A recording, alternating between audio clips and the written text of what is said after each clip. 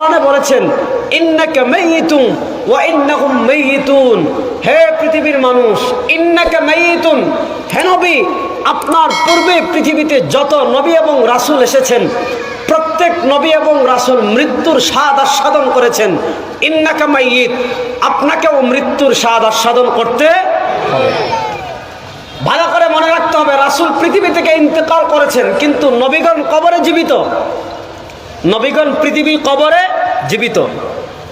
উপমহাদেশে একটা ফিরকা ছিল, এই ফিরকার নাম ছিল আগা খানি।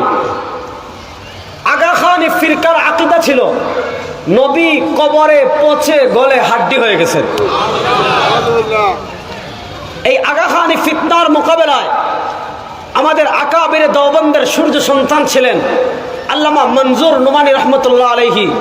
উনি আগা খানির ফিতনার মোকাবেলায় কিতাব লিখেছেন, না, নবীগণ কবরে পচে গলে হাড্ডি হয়ে যান নাই, বরং হযরত আদম আলাইহিস সালাম থেকে শুরু করে আমাদের নবী পর্যন্ত যত নবী এবং রাসূল পৃথিবীতে এসেছেন প্রত্যেক নবী এবং রাসূল কবরে জীবিত।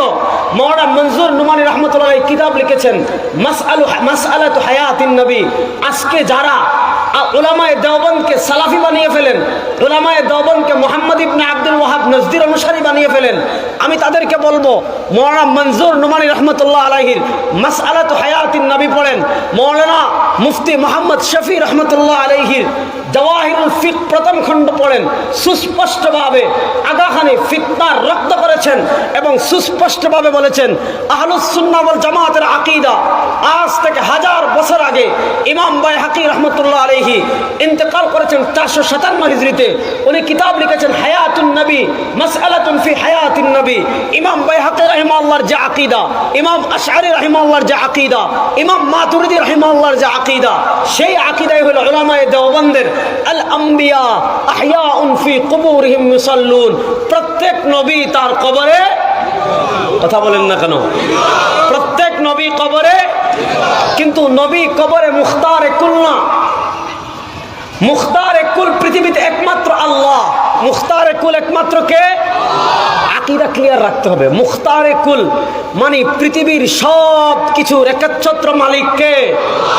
কথা বলেন না কেন, পৃথিবীর সব কিছুর একচ্ছত্র মালিক কে? আল্লাহ যখন ইচ্ছা করেন, ইদা আরাদাল্লাহু বিশাইইন আন ইয়াকুলা লাহু কুন ফায়াকুন। আল্লাহ যখন কোনো কিছুর ইচ্ছা করেন, আল্লাহ কুন বলতে দেরি কিন্তু হতে দেরি হয় না। আকীদা ক্লিয়ার। আহলুস সুন্নাহ ওয়াল জামাতের আকীদা পৃথিবীতে মুখতারে কুল একমাত্র আল্লাহ। আল্লাহ ছাড়া পৃথিবীতে আর কেউ কোনো কিছুর একচ্ছত্র মালিক।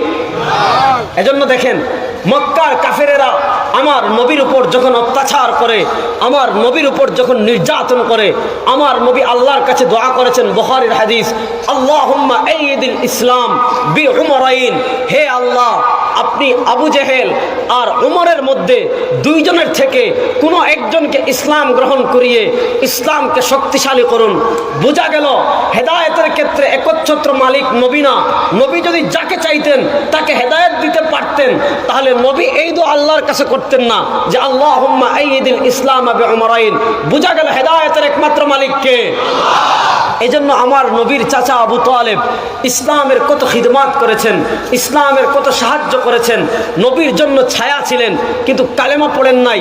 আবু তালেব যখন মৃত্যু সজ্জায় উপনীত, হাফিজ ইবনে কাসির রাহিমাহুল্লাহ বর্ণনা এনেছেন, ইবনে জারির তাবারি রাহিমাহুল্লাহ বর্ণনা এনেছেন, ইমাম বুখারী রাহমাতুল্লাহ আলাইহি বর্ণনা এনেছেন, আল্লাহর নবী তার শিয়রে গিয়ে বললেন, ইয়া আম্মি কুল মাররাতান লা ইলাহা ইল্লাল্লাহ আশফাউ লাকা ইনদা রাব্বি। হে আমার চাচা, আপনি মাত্র একবার বলুন লা ইলাহা ইল্লাল্লাহ। আপনি যদি একবার লা ইলাহা ইল্লাল্লাহ বলেন, এই একবারের লা ইলাহা ইল্লাল্লাহ দ্বারা আমি আল্লাহর কাছে আপনার জন্য সুপারিশ করব। কিন্তু আবু তালেবের কপালে আল্লাহ হিদায়াত লিখে রাখেননি। এজন্য আবু তালেব বললেন, আনা আলা দ্বীন আব্দুল মুত্তালিব। না, আমি মুহাম্মদের খোদার ধর্মের উপর ঈমান আনিনি। আনা আলা দ্বীন আব্দুল মুত্তালিব, আমি আমার বাবা আব্দুল মুত্তালিবের ধর্মের উপর ইন্তেকাল করেছি। আবু তালেবের ইন্তেকালের পর আমার নবীর বড় মায়া লেগেছে, আমার নবীর বড় কষ্ট লেগেছে। হয়েছে। আমার চাচা সারা জীবন ইসলামের অনেক খিদমত করেছেন, কিন্তু ঈমান নসিব হইল না।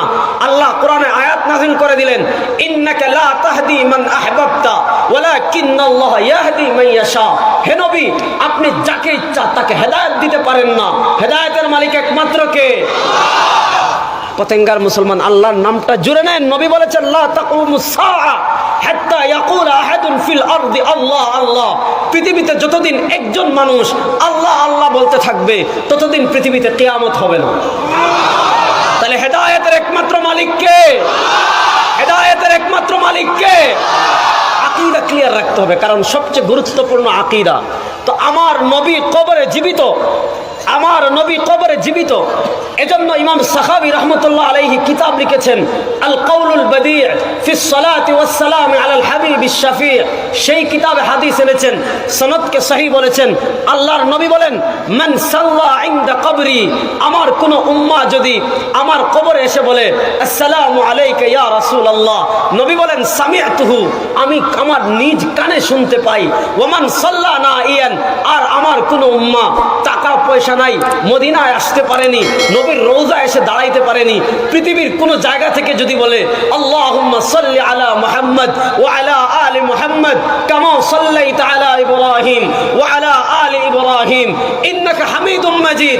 নবী হাদিসের মধ্যে বলেন, ইন্না লিল্লাহি মালাইকাতান সাইয়াহিনা ফিল আরদ ইউবাল্লিগুনা মিন উম্মতি আসসালাম। হে আমার উম্মাহ, তোর মদিনা আসার টাকা নাই, তুই পেরেশান হইস না। তোর মদিনা আসার টাকা নাই, তুই চিন্তিত হইস না।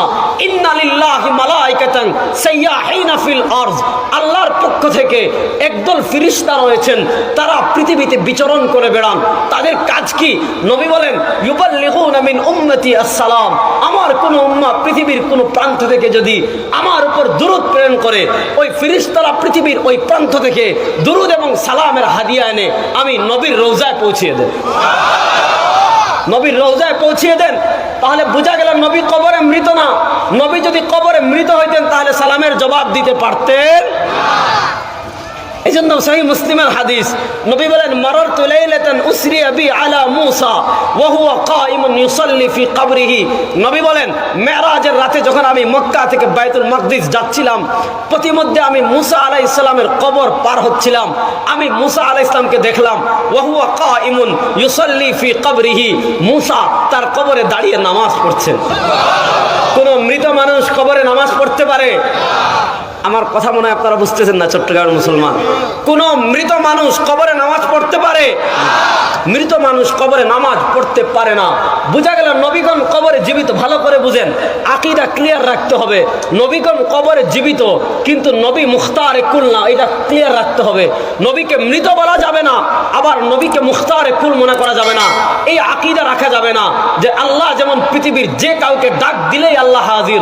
ওয়া ইযা সাআলাকা ইবাদি আন্নী ফাইন্নী করিব উজিবু দাওয়াতাদ দাঈ ইযা দাআন। আল্লাহ কোরআনে বলেছেন, আমার কোন বান্দা যখনই আমাকে ডাক দিবে, আমি ডাক দিতে দেরি, আমি আল্লাহ হাজির হতে দেরি করি না। এজন্য আহলুস সুন্নাহ ওয়াল জামাতের আকীদা যে মুখতারে কুল আল্লাহ, নবী না। নবী হাজির, নবী হাজির না। নবী হলেন মুখতারে কুল না। নবী কবরে জীবিত, কিন্তু মুখতারে কুল।